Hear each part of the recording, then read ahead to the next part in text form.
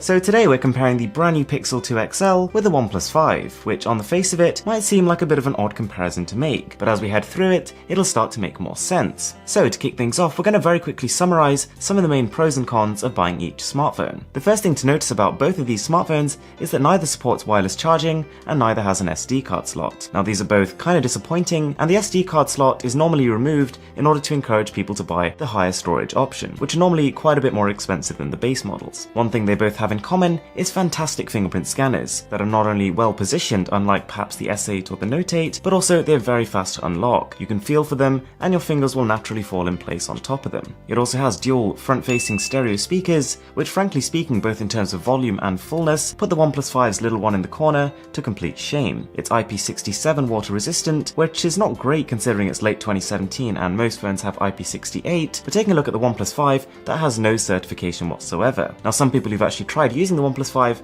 have dunked it in water for some strange reason, but somehow the phone has survived it. So unofficially, the phone is somewhat water resistant, but I wouldn't recommend trying it. Also, the benefit of buying a product directly from Google is that you get the latest version of stock Android. For example, the Pixel 2 out of the box is going to have Android 8.0, whereas for the OnePlus 5, the company hasn't even made an announcement as to when this update is coming. In favour of the OnePlus, we've got a headphone jack, which for some people is going to make no difference whatsoever, and for other people is going to be the reason you side with this smartphone. But also, we have the OnePlus 5's saving grace, the OnePlus 5's strongest selling point, and the main reason we are making this comparison, its price. If you search around, you can find the OnePlus 5 retailing for about $480 US.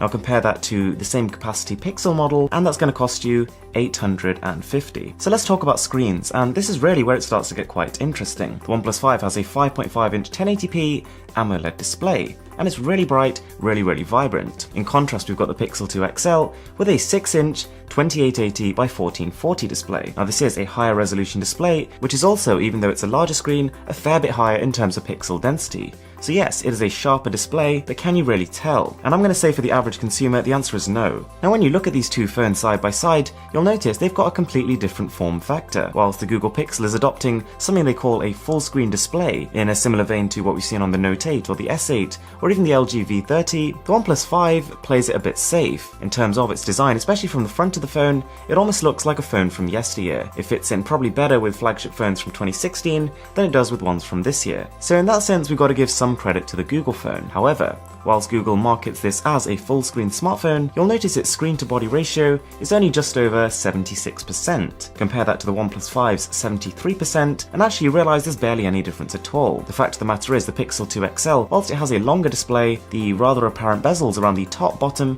and either side start to somewhat counteract that. To put some context into this screen-to-body ratio business, the Xiaomi Mi Mix, released in 2016, has an 83.6% ratio. And fair enough, that was a game-changing design, and to be honest inspired a generation of smartphones after it. But even the Galaxy Note 8, believe it or not, has an 83.2% ratio, which when you compare that to the 76.4 we've seen on the Pixel 2 XL, is really a world apart. The Pixel 2 smartphones use P-OLED display technology. And in terms of what that translates to, essentially you get a very similar level of brightness to the OnePlus 5's AMOLED, but slightly, and I mean very slightly, less rich colours. In terms of performance, this story starts to get even more convoluted, because whilst the Pixel 2 XL has a very solid spec sheet, it's got a 2.35 GHz Snapdragon 835 and 4 GB of RAM. That's still top tier. The OnePlus 5 pretty much blitzes it. Not only does it have either 6 or 8 GB of RAM by default, but actually the processor inside is overclocked. The Snapdragon 835 in the OnePlus 5 actually comes at 2.45 GHz, which yes is a subtle difference,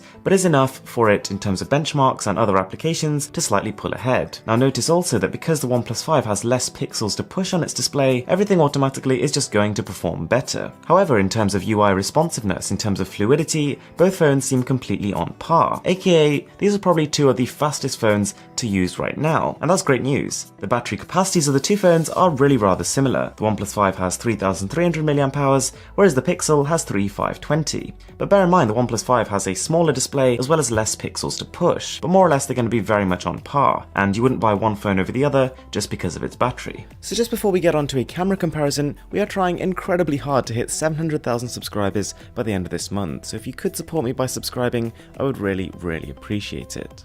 the cameras on the two phones see quite a significant divergence. Whereas we know the Pixel 2 XL has a 12 megapixel single camera, the OnePlus 5 has a combination of a 16 megapixel and a 20 megapixel camera on the rear. This dual camera setup allows a 1.6 times optical zoom, which you don't get on the Pixel 2 XL, but the Pixel, thanks to Google's software trickery, still manages to pull off that bokeh effect, which is what most people really want the dual camera for. And to be honest, from my current testing, the portrait mode on the Pixel 2 XL works really well. It's indistinguishable from what we've seen on other dual camera smartphones. The OnePlus, however, does have an f1.7 aperture compared to the Google's f1.8, which is a small difference, but it should mean the OnePlus, when you're not using the dual camera specific features, will get more light in the shot. Both phones can shoot 4K video at 30 frames per second, which is fine. I mean, it's pretty good, but unfortunately compared to the iPhone's 4K 60, kind of pales in comparison. What is nice to see though is that with the Pixel 2, Google has introduced optical image stabilization, which works alongside the electronic image stabilization to create some super steady video. Now the OnePlus 5 actually doesn't even have optical. It uses purely electronic image stabilization, and considering that, it does a pretty good job, but unfortunately it's just not going to be able to compete with optics. Now talking about the body of the two phones, the OnePlus 5 is razor thin. It's actually 7.3mm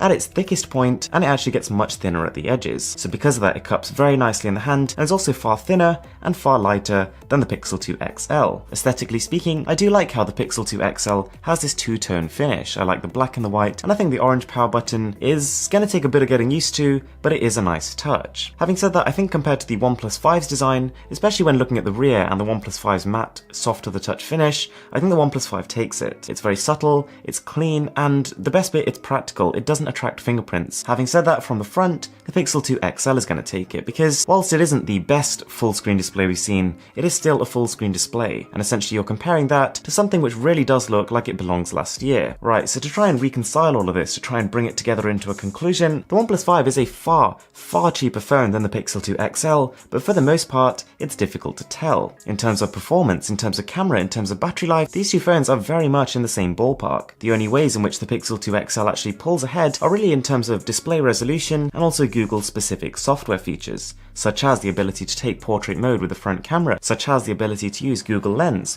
which makes the camera just a little bit smarter. But apart from that, I think the phones are actually a little bit more evenly matched than they should be, given the price difference. Thanks a lot for watching, guys. Really hope you enjoyed the video. I'm Mr. Who's the Boss, and I'll catch you in the next one.